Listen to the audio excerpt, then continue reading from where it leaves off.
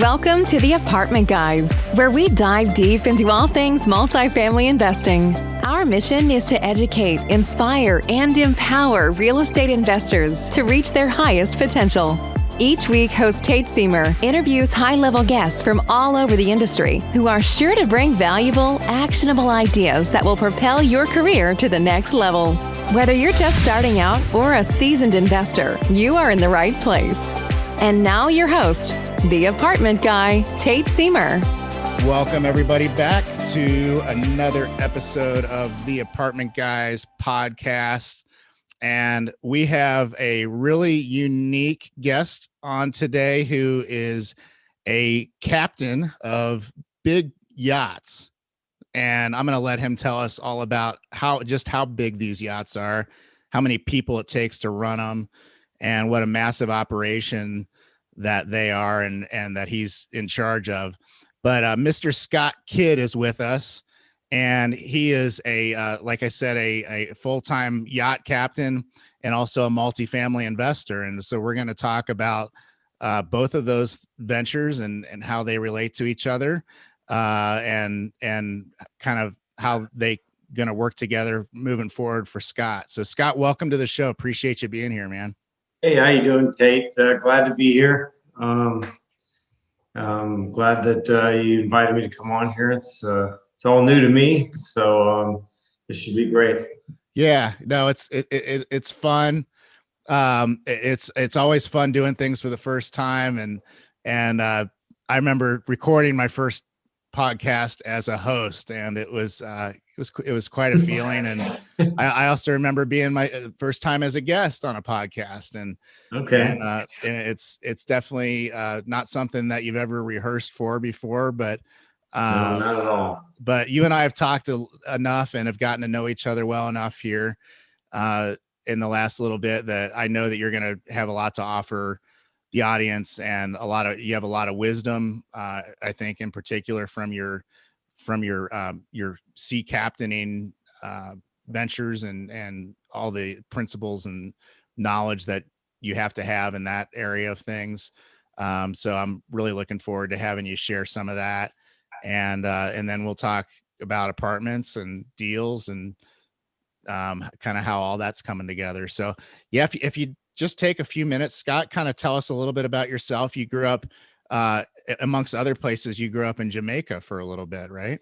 Yes. My dad's Jamaican. My mom's American. We moved to Texas when I was pretty young, about 7, 8 years old. And we would go back every year, and finished high school and college in Texas, and was in IT for a while, and eventually 99, 2000, I was a product of the bust. Had a computer business and got laid off. Both of those went down in the same year, 99, 2000, kind of when everything else went bust. But it was a good experience, and kind of just fell into working on yachts. I needed a job, needed to work. A friend of a friend, when I was back in Jamaica, he was in the Navy with a guy that worked on boats in Fort Lauderdale, and asked me if he needed somebody for the Fort Lauderdale boat show, and had asked me if I wanted to go and work, and I said sure. And he asked me if I knew anything about boats. I said just a little bit about sailboats. I really had no idea. I didn't know much about it, so borrowed the money for the plane ticket, and my friend let me borrow a few dollars. Landed in Fort Lauderdale with pretty much $20, $30 in my pocket, and didn't really know anybody. And got a job on a boat, and here it is now, 21 years later, and I've been doing it ever since. It's strange that sometimes the things that you think are the worst things that happen to you are actually the best, because I really love and enjoy what I do. I love being on the water. I think I'll probably be doing this until I'm done. I'll be on the water in some fashion, because it's something that's in my blood, I guess. But through all that, been a captain for about 20 years. Run a lot of different boats, charters and privates. Private learned a lot from a lot of unique individuals that are, a lot of them have been self-made. Some of them were earned the money the old-fashioned way. They inherited it, but either way, they were all very unique, just like everybody else. Everyone has their unique set of skill set, and I learned a lot from a lot of the people that were self-made. Because my dad has always been a entrepreneur. We grew up. We had trucking and a heavy equipment business and a trash business in Texas, and we always had to work. I mean, that was the thing, But I always knew that when I got back to the States, I knew that regardless of what I had on me or with me, I knew I could make it. And I came from my parents, that you could always, do something. And I figured working on the boat, that was an easy way to get going again, and it did. But again, I truly enjoy it, and I've always liked real estate. And I had a rental property. We had our first house we bought, and we rented it out, and I had always had in the back of my head that the passive income is kind of the way to go, to where I can transition out of full time on the boats, because the industry can be somewhat unstable sometimes. At times, a lot of times, you can go from hero to zero all in one day. But that's just part of it. Is that the nature of? Is that because of the nature of the assets, these people that own these assets? Is it a tourism-based industry sometimes? Sometimes it's seasonal, but most of them, it's full time for each of the boats. But usually, if they get tired of the boat, or the economy takes a dip, the toys are the first thing to go. So gotcha. Yeah. So I've had where you get the call and you're going to skeleton crew, or then they're just putting the boat on the market, and then they're gonna just mothball it, as you say, and put it in the shipyard, and they'll just have somebody keep an eye on it. And sometimes that's not you. And generally, insurance requires to have a captain or an engineer or somebody. If based on the size and the tonnage of the boat, you need to have somebody looking after it. But there's ways around that and stuff. If it's in a shipyard facility, the insurance will say it's okay, because it's under security 24 hours a day, and there are adequate staff to look after it. So that can happen, and people's lives change, and it's Right. not a necessity. So it's airplane is. How Go big? ahead. Sorry, just to get context, how big are these boats roughly? I've been on 50 meter to 60, 70 meter, which is about 200 feet, which is kind of nowadays. I mean, 10, 20 years ago it was probably very large, but now you're talking, some of these are 150 plus meters, 500 plus feet. Some even larger than that. But as you get, those, there's not as many of those. I would say the average is probably 120 to 130 feet nowadays. And So what's your crew like on something like that? How many people? on the boat I run, it's about 9 or 10. The 200 footers, you're looking anywhere, depending on what type of boat it is, 16, 18, 20 plus, and sometimes some of the families, they like to, they might need more security, or they might need they want to have more people that are, divers, or expert fishermen. It just depends on what what they're into and what their background is. Sometimes they have a little more, sometimes a little less. Mm-hmm. I mean, like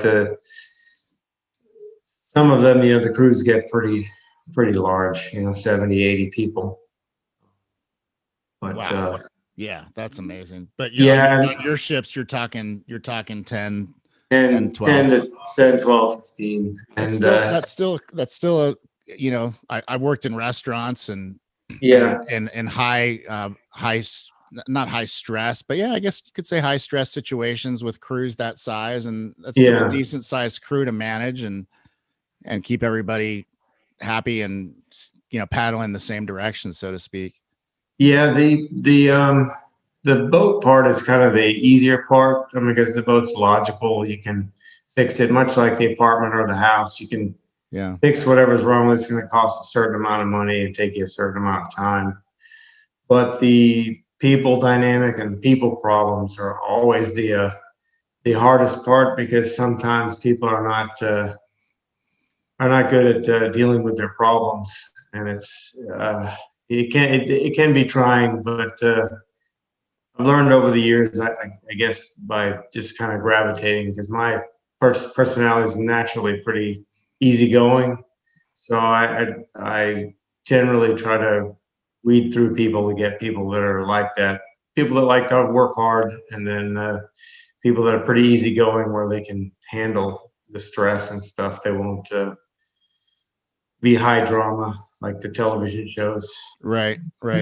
What I hear reading between the lines there is like a sense of emotional intelligence, right? Like you mentioned people like that just don't handle their problems well, and Yeah, and that's just kind of another way of basically saying that to be a high level achiever and certainly an entrepreneur, and really to be a functional team member in a high functioning team like a ship crew, you got to have your stuff together, and you got to be able to not sweat the small stuff, and yes, indeed. that's a skill set, man. That's that takes some serious adulting, I think. Yeah,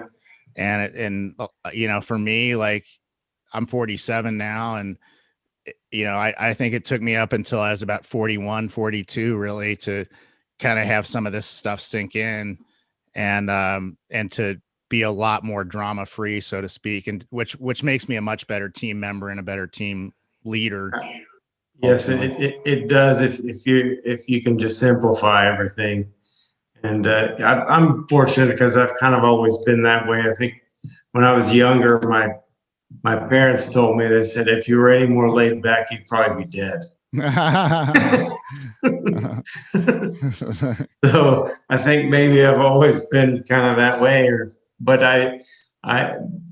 my mom always taught me, never underestimate the power of silence. Like, if you don't have anything constructive to say, or it's not going to help the situation, you might as well just let it go, because sometimes words can always be misconstrued, and sometimes you can't take them back.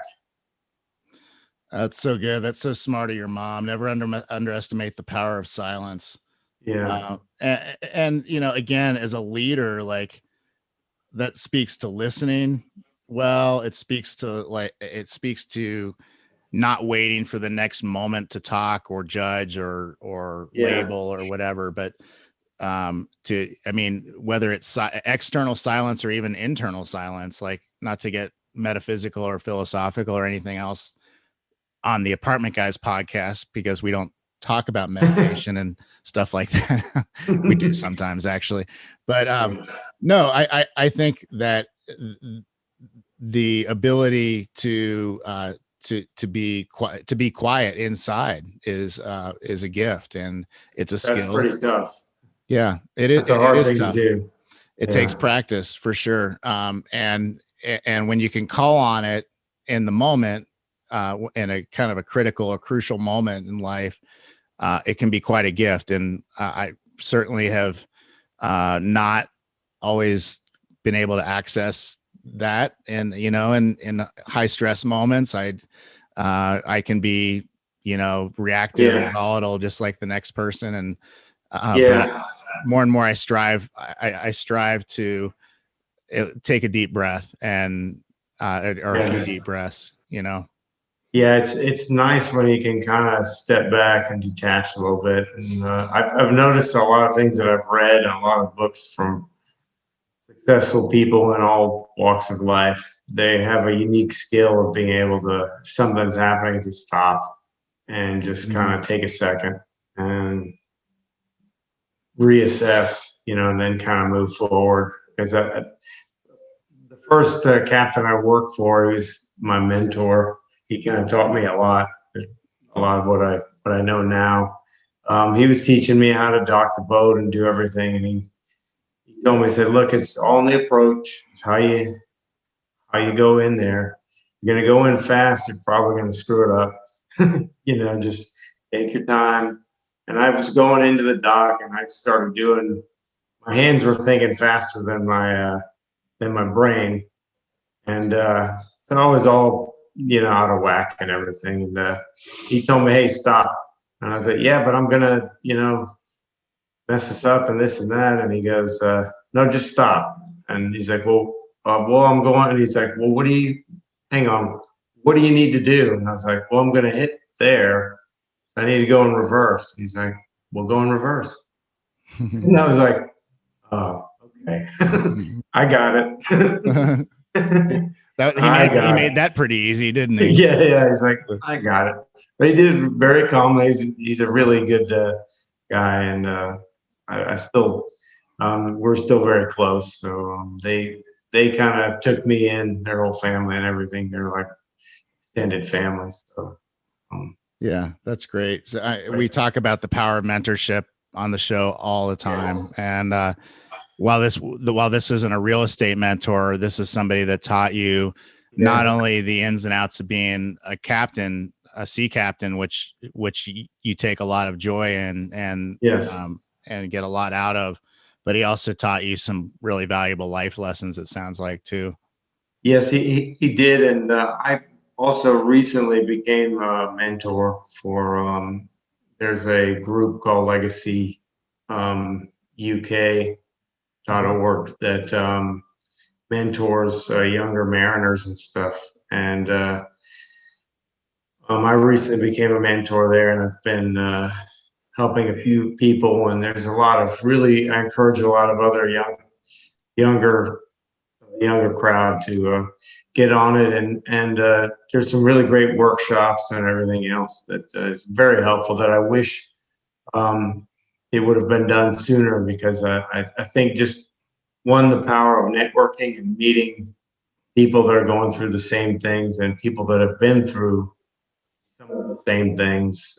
You learn so much faster with that. And and it's just nice to be around people you have something in common with, and you think back about things that, I remember doing that, and then it kind of helps you relive, and you're able to help them possibly get on a fast track, which is great. It's something that, like I said, I wish would have existed 20 years ago. It would have been but I did have a few mentors. I was lucky enough to align myself with a few people that were great. They were a big influence on me. Yeah, now you're giving back, and through the legacy. Is it legacyuk.org?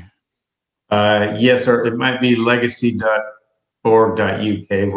Sometimes I get that backwards. It's one of the two. And so it's obviously it's a British group. Sounds like. Well, it's they're based in the UK.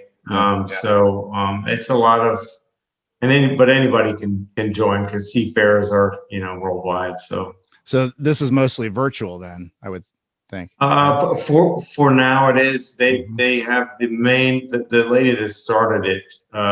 She lives in Spain, in Palma, so they do a lot of events there. But a lot of the events have been virtual. Yeah. Just because of certain circumstances. Yeah. And I mean, to me, like the point I was getting around to is the opportunity now that you have to be a mentor that you didn't even, maybe wouldn't have even had 15 months ago or before COVID, right? Because everything is so networked up digitally now.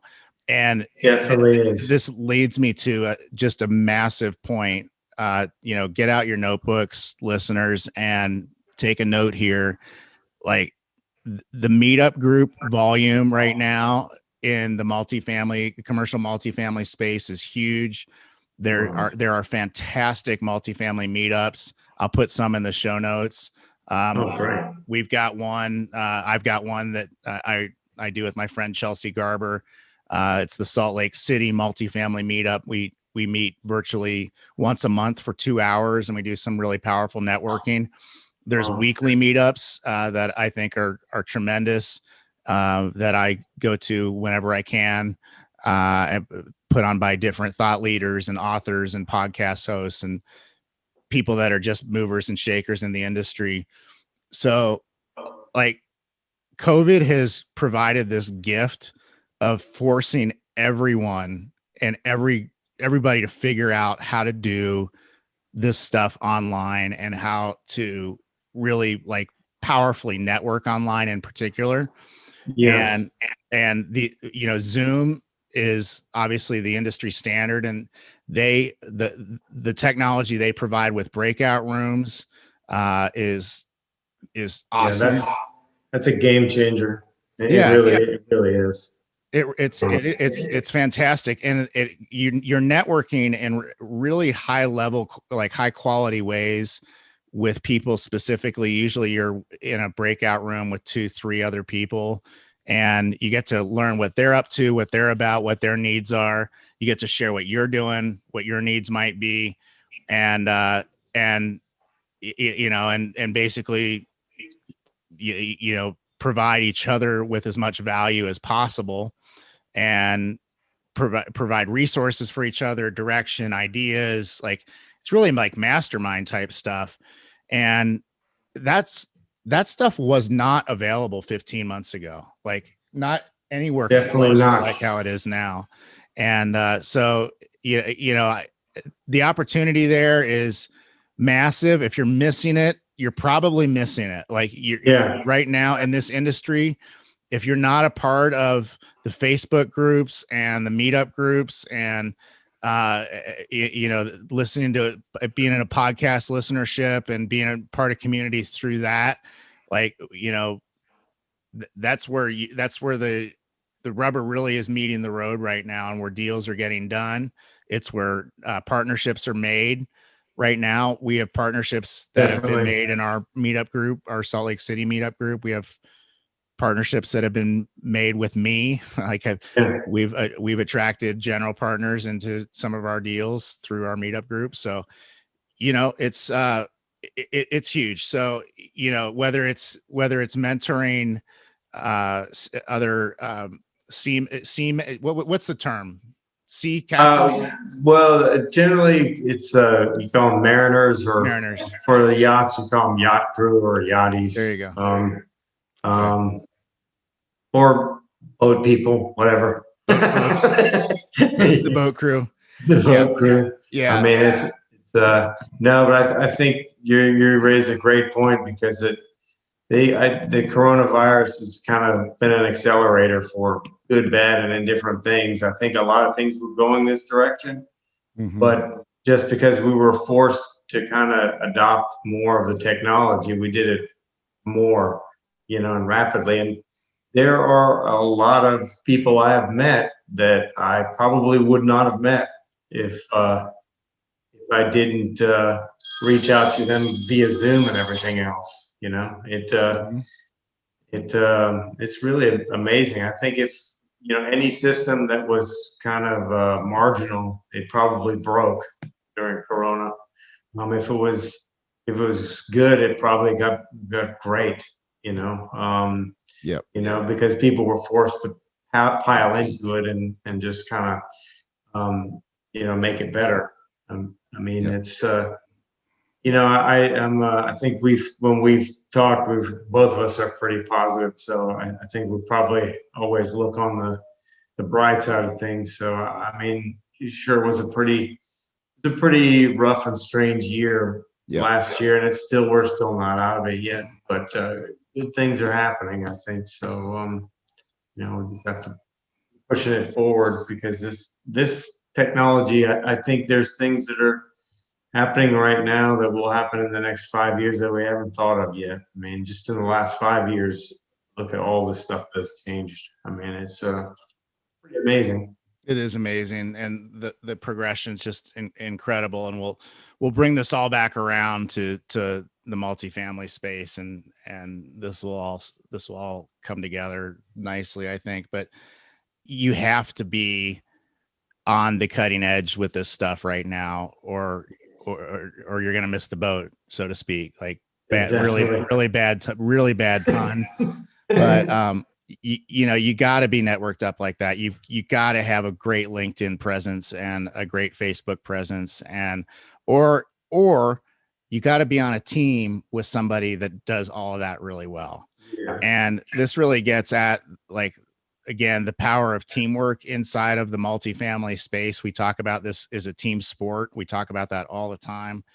And if whatever you're not necessarily super powered in, and whatever you're not necessarily super like on top of, is an opportunity for you to find a potential partner that is well resourced in those areas, and does the social networking thing really well, and does the marketing really well, and does LinkedIn really well.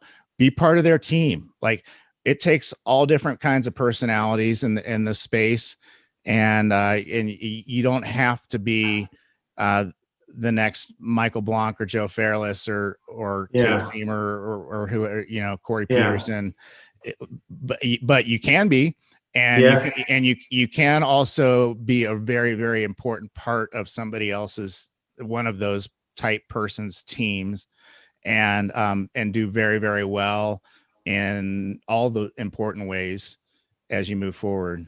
So I that's what I kind of probably up until a couple of years ago, I didn't really understand or know that's how it worked, because my plan was to buy another house, rent it out, and buy another house every couple of years when I saved up the money and that kind of stuff, and then I would retire in X amount of years, and some of them would be paid off and that kind of thing.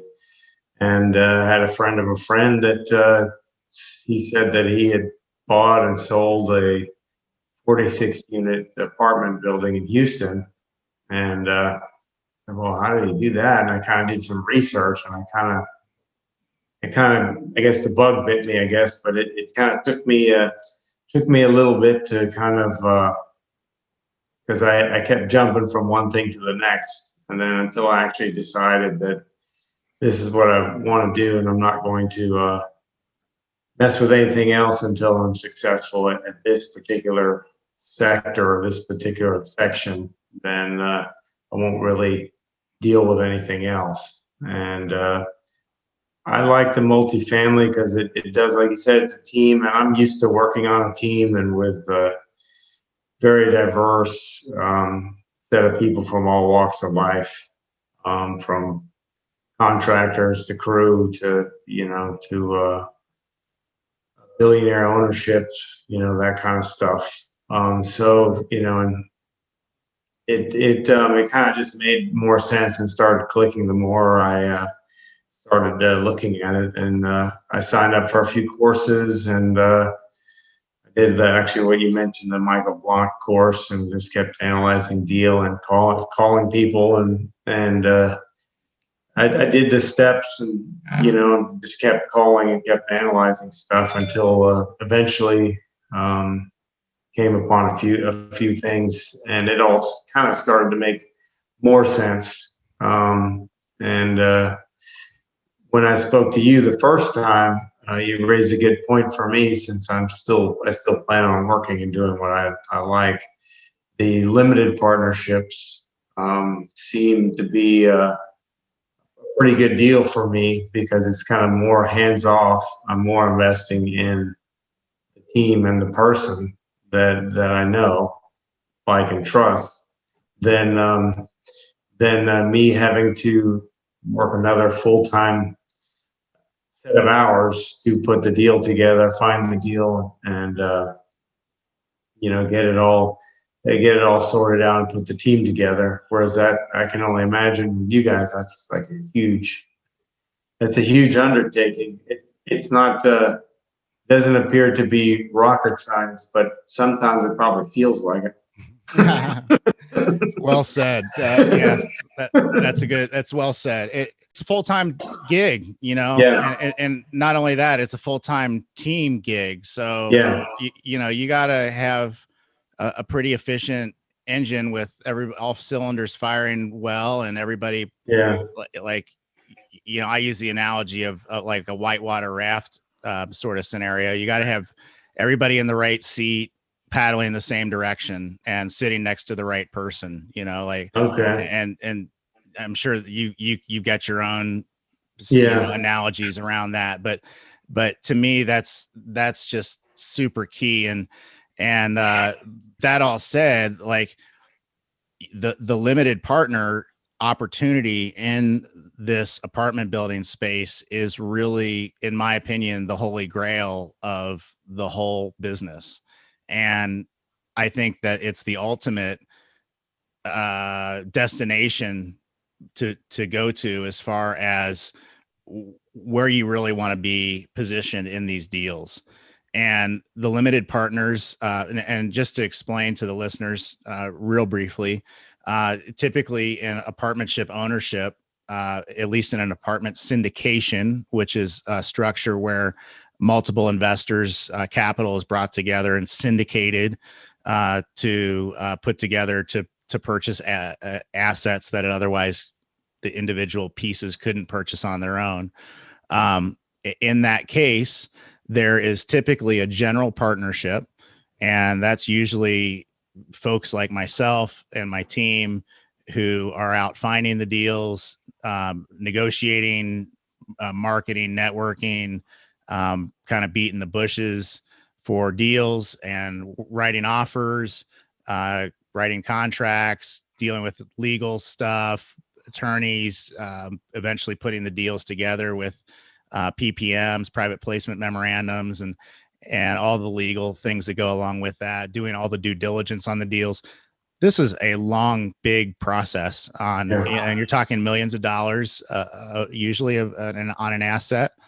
And there's a lot to do. So the general partners are doing all of that, right? The limited partners in a deal are purely capital partners. They're just bringing capital to the asset, to the deal, and that is it. They're not doing anything else, and they get paid first in the what's called the capital stack, or the waterfall structure. How the general partners and the limited partners and the debt and everything gets paid back. Debt gets paid back first. So your mortgage, any debt, bank debt that's on the property gets paid back first. And then sometimes there's an asset management fee or a couple of, fees along the way. But then the very first investor to get paid back is the limited partner, usually in a preferred payment structure that can be 6, 7, 8, 9%, somewhere in there. And that, in addition to that, there's a split of the rest of the cash flow after that. Let's say 7% is paid out. There's usually a split somewhere in, let's say 60-40, 70-30 land that favors the limited partners on that rest of the profit. So the limited partners are getting paid first, not a guaranteed return, but a preferred return. And they're getting paid the lion's share of the remaining profit, and they get paid the lion's share of the profit on the cash out.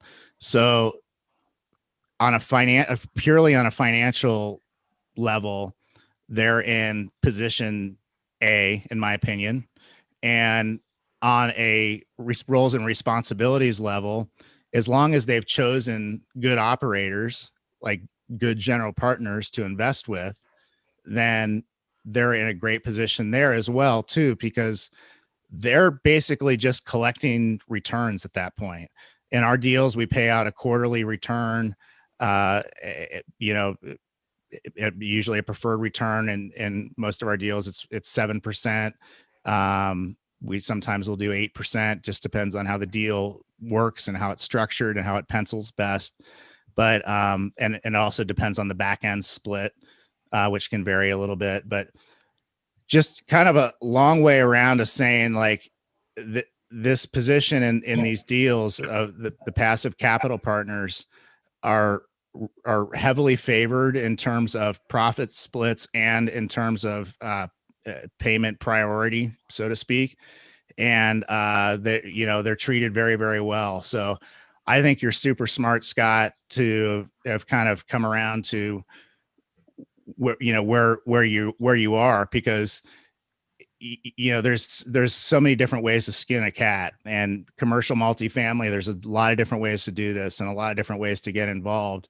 And you've chosen, you're pursuing getting involved in a passive way, maybe not necessarily totally passive. Like, you and I have talked enough that I know that you want to learn the business and you want to learn, you want to be a part of these deals and learn the deals.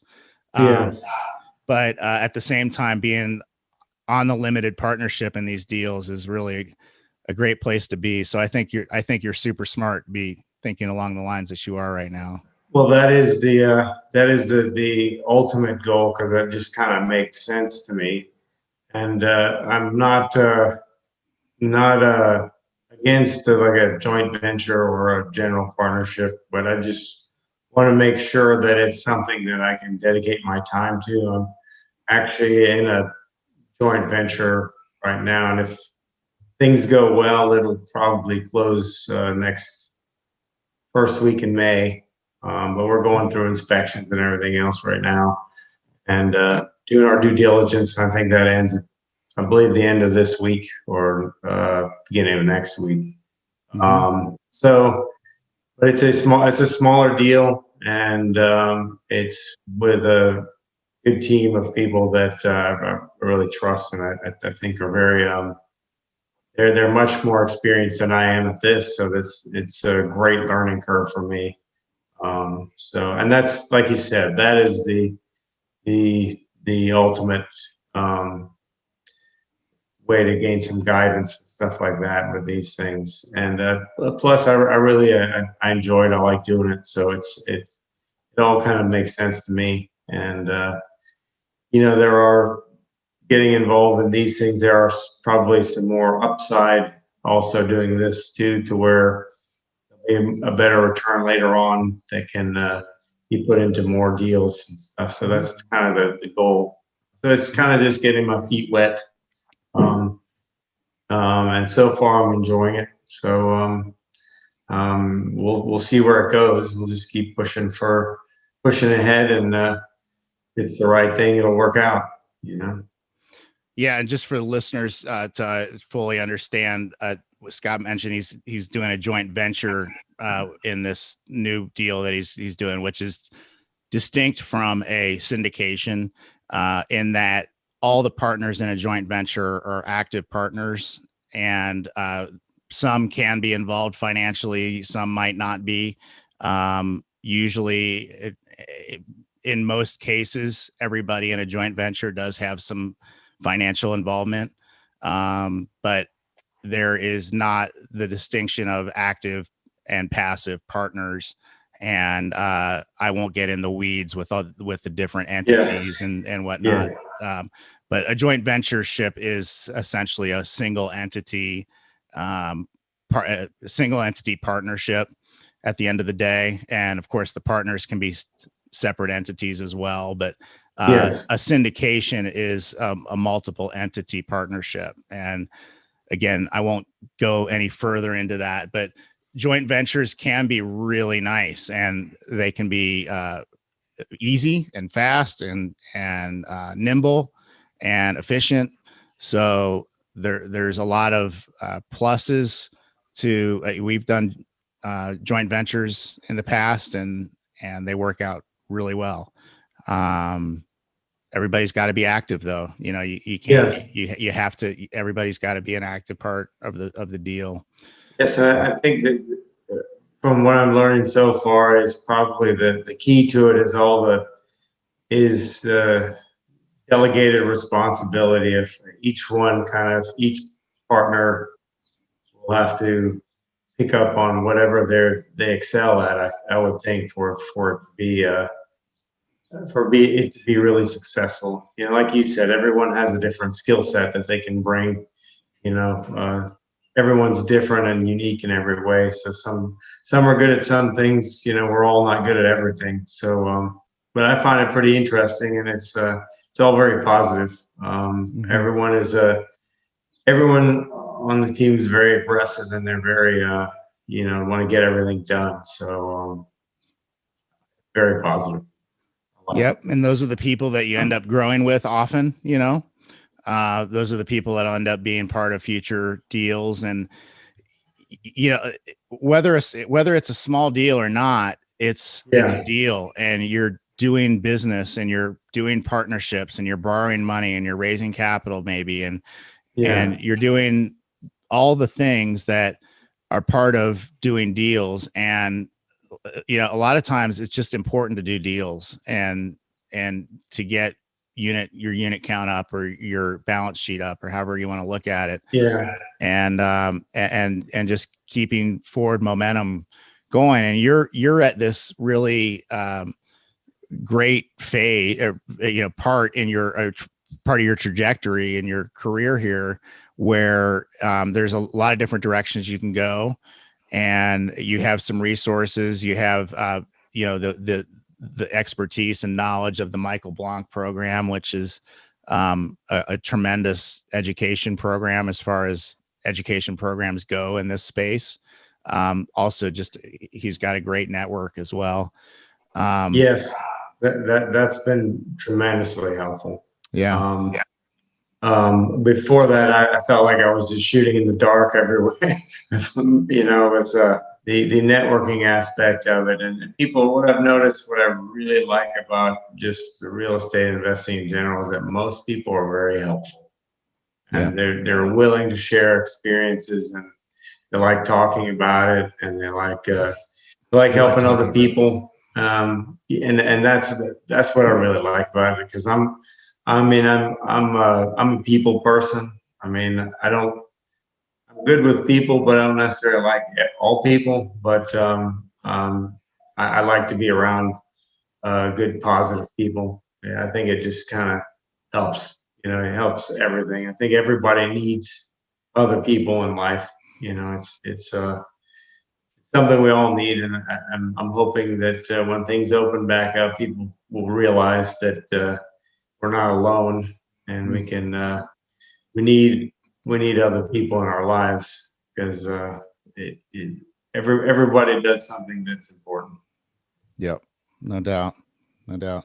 So on the note of apartments and moving forward, and like the near future, and maybe the next 1-3 years, ideally, Scott Kidd can wave a magic wand here and have things kind of go real well over the next few years. What's that look like for you, as far as investments in limited partnerships, activity, maybe in general partnerships? Like, where do you see this headed?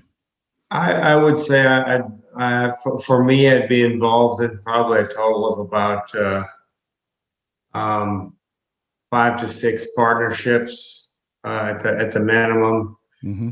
3 to 4 of them would be limited partnerships, and 2 of them would be joint venture or general partnership, depending on where I am career-wise. But that way I can kind of segue into what I think is a transition into what I think is going to be better for me and my family as far as those. The limited partnership, I know eventually I want to grow to where I'm involved in is many of those, as many as I can, or have my capital in multiple different ones, because I like to be a little diversified, and especially with different areas and stuff of the country. You never know. Nowadays, you never know how these Well, things. that's one of the great things about another great thing about being a limited partner is diversification, the ability to be in multiple deals and to be diversified across partners, like operational partners, general partners, to be diversified across asset classes, regions, markets, et cetera, tenant class, the whole 9 yards. Like, you can really pick and choose your risk level and your risk mitigation level based on each project, and diversify accordingly. It gives you a tremendous amount of control once you learn the business. And what I love about what you're doing, Scott, is like, you've got the passive model in mind. It's a destination for you that you see pretty clearly, and you're insistent on learning the business, and you're going to know how to do the business well, and you're going to know what a good deal looks like, and what a good operator looks like, what a good general partner looks like, potential partner, et cetera. And you're going to be a really good passive investor as a result of that. And that's what my train of thought was that the more I know about, more knowledge I have about how the actual partnership works and what goes into putting it all together, then I can identify which ones are going to be the more stable, the more consistent, which ones are going to be the more riskier ones that might have a larger payoff on the back end, Right. that kind of thing. Because long term, it is pretty much for me a passive income model. Being actively involved, I do like it, but at a certain point, maybe in 10 years, I may not, that kind of thing. I may have other interests. Like I said, I still want to be on the water, and in 10 years, I want to have the option to where I can do relief work or project management, or build boats, or do things like that, where I don't necessarily need to be full time. Mm-hmm. And that's like I said, I'll still always be doing something in this line of work just because I enjoy it. And the passive income model will help that give me more options to where I can seek out more opportunities on that end as well. Because if I have passive income, and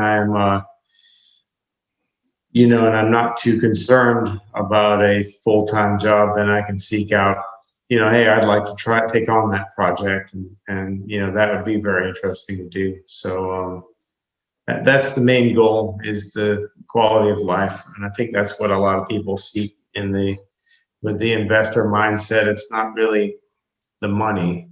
I mean, all the money is good, but I don't think for me, the money is not the most important thing, because money will come and go. If it's the right deal, it'll come together pretty easily.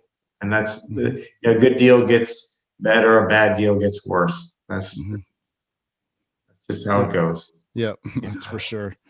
Yeah. So, for the listeners, I'd love to hear any thoughts that you have on what principles or lessons, or like kind of guiding thoughts or ideas that you have from being a captain, a leader of people, a manager, a high level person that is not only having to make a customer happy or a set of customers happy, but also keep a crew happy and keep them producing well. What have you learned from that you think translates really well into this multifamily investing space?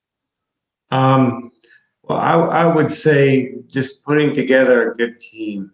I would think that works very well because just recently I brought on 5 crew to do this trip, and I've always been able to. People have always said that it's always tough to find good crew, and I've always managed to be able to do it just by one. I always networked, and I kept in touch with a lot of people that were good people. My old mates, 3 of them are now captains. And whenever any one of us needs something, we just pick up the phone or shoot out a text or a message. And I think those kind of people skills and networking skills are paramount in this space, because I know that has been very helpful to me, because I have a tendency to gravitate towards people that are knowledgeable, and I try to learn as much as I can from them so that I can make the best decision I can. But definitely putting together a good crew is really, because without it, the rest of it just doesn't happen. It doesn't work well. Yeah. And you see that with the teams of ones that are successful and the ones that are not, in the multifamily space. Yeah. Yeah. No, and you hit on something so key too, which is that you keep learning. You surround yourself with people that you can learn from. Good leaders do that. And and good leaders are always students. They're always learning, and they're always listening. They're always learning from the people they're managing and leading. So yeah, I'm not sure who said it, but someone said, if you're the smartest guy in the room, you need to find another room. Yeah, I like that. That's usually the way this podcast goes. Yeah. I'm usually not the smartest guy on the podcast, but that's all right. That's okay. Like it works somehow, some of the time anyway. So hopefully a lot of the time. But anyway, Scott, this has been tremendous. Any last thoughts, parting thoughts that you'd like to leave with the listener?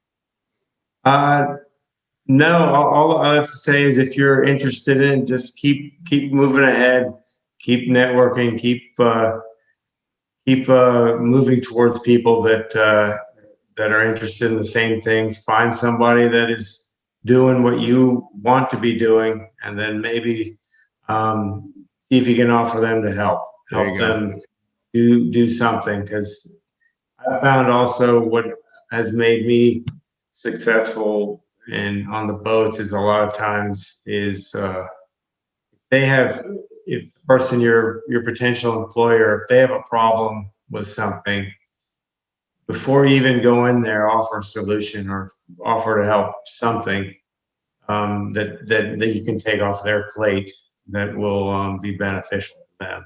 And then they'll put you on top of the stack more than likely, because you were thinking about them rather than coming in there and telling them what you want. Yeah. Yeah. No, that's great. That's great stuff. Great. You saved a good one for the end there, Scott. Perfect. So, well, my friend, thanks for everything, and for, being a part of what we're doing in Ohio. And we're excited to have you on board as a partner with that. I'll mention that in the intro, talk a little bit about that deal that we're in together. Okay. But I really appreciate you being on the Apartment Guys, and we got to rock and roll here. But okay, we'll circle back around in a year or so and talk about all the progress that you've made. Oh, that would be good. Yeah, that'll be good stuff. That'd be great. Well, again, thank you for thinking of me and having me on here. This was fantastic. Yeah, it was really, really fun. I got a lot of great stuff out of it. I've got notes all over my desk. So I can't wait to delve into them. So Scott, thanks again. Thanks for keeping everybody safe on the seas, and for being a great leader. Well, thank you. And again, thanks for your time and everything, and have a blessed week. You too. Appreciate that. Thank you. All right. Listeners, take care. Thanks for listening to another episode of the Apartment Guys, and we'll see you on the next one. Thanks for listening to The Apartment Guys with Tate Seamer. Tate and Friends are grateful to have you as a loyal listener. If you like what you've heard, please subscribe, rate, review, and share with friends on your Apple Podcasts, Google Play, Spotify, or any other podcast platform. Also, check out Tate's YouTube channel for videos of many of these episodes and more. Until next time, take massive action steps and rock on.